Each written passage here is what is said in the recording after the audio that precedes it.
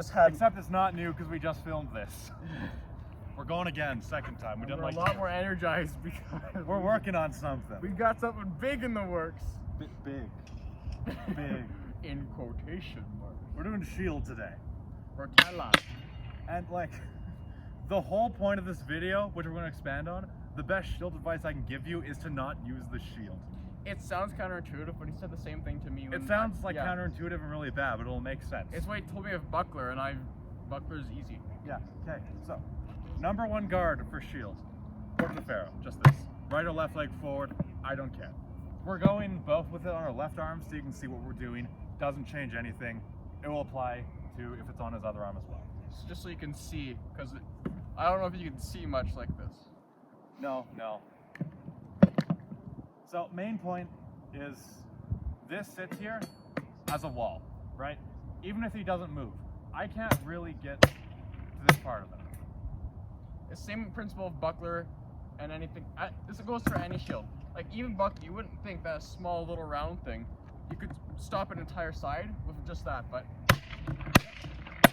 same principle. And if he goes up top to my head where the shield doesn't cover, I still have this here.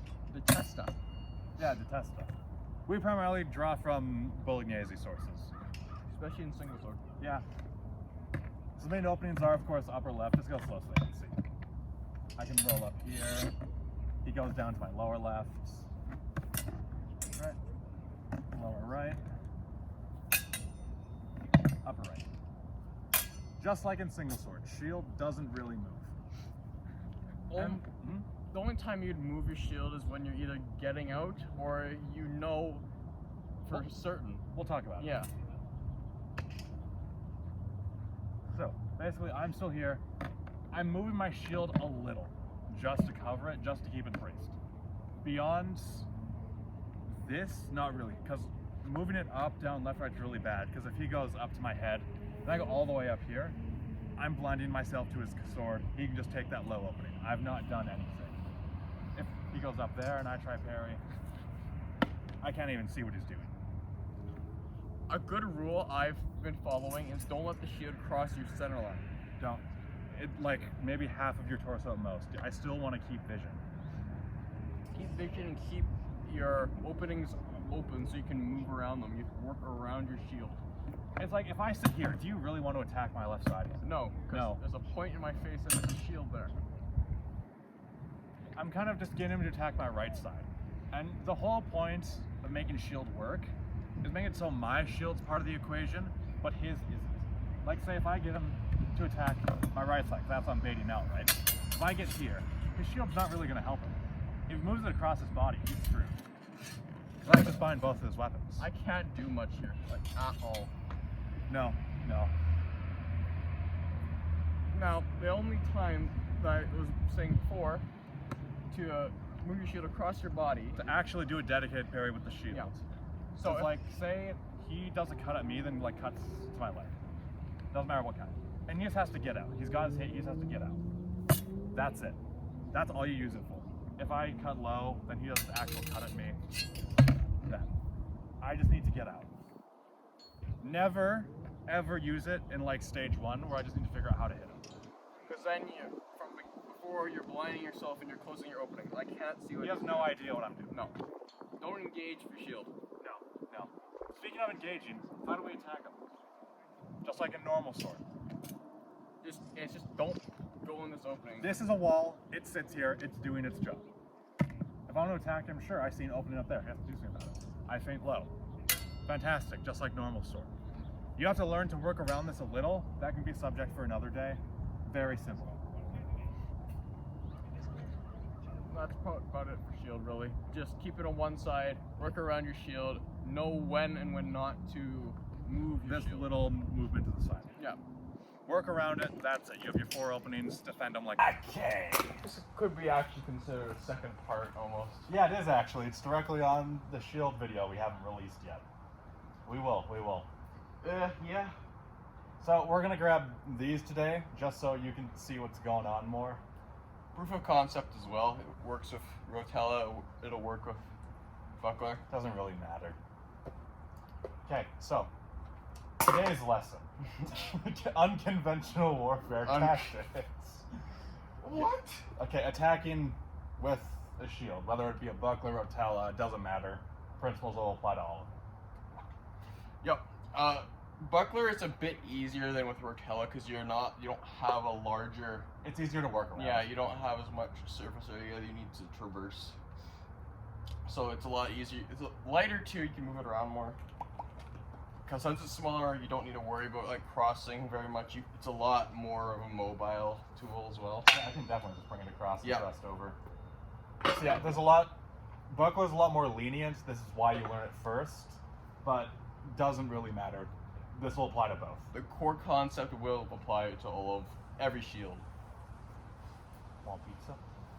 Yeah. Here. Want pizza? Yeah, I want pizza. Disclaimer, your favorite plastic training tool is not for use with metal weapons. It says right on the thing. Oh, really? You know, not for use when training against metal weapons. I wonder why. Unallowed.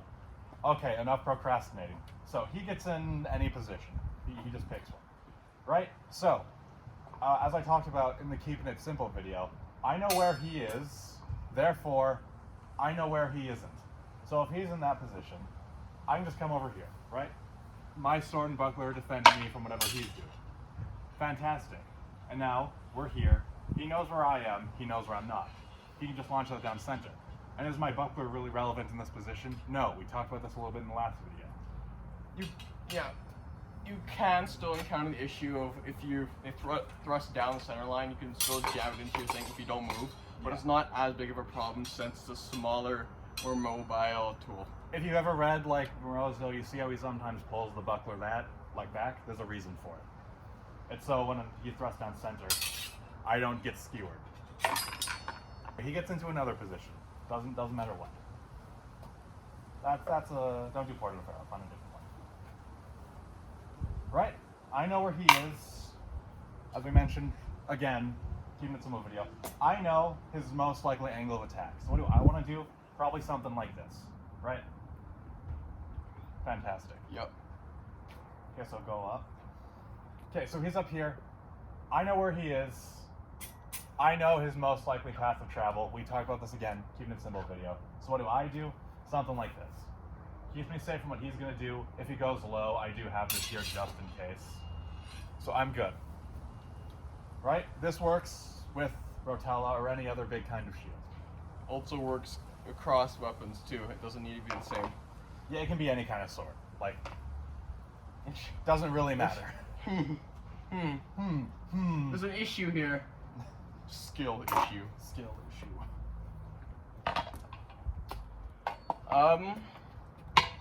There's not a lot really to cover on this other than how to attack from here. It's just pretty much it's kind of just stupid if you hold your buckler out. It's just, sure, that works. You can try to provoke something, but why would I? Instead, just don't actually hit it. There's no point to just attacking it outright.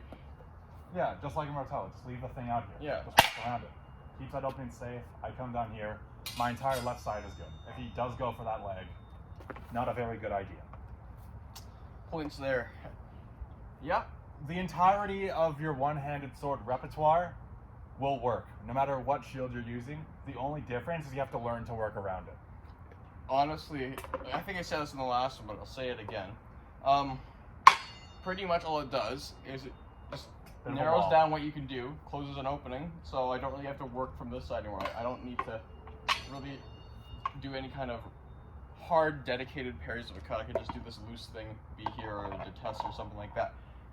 Nothing really, you don't need to focus as much on it. It's just extra help, something to do for your other hand. Same skill set, just playing the game a little differently. Yep. All right.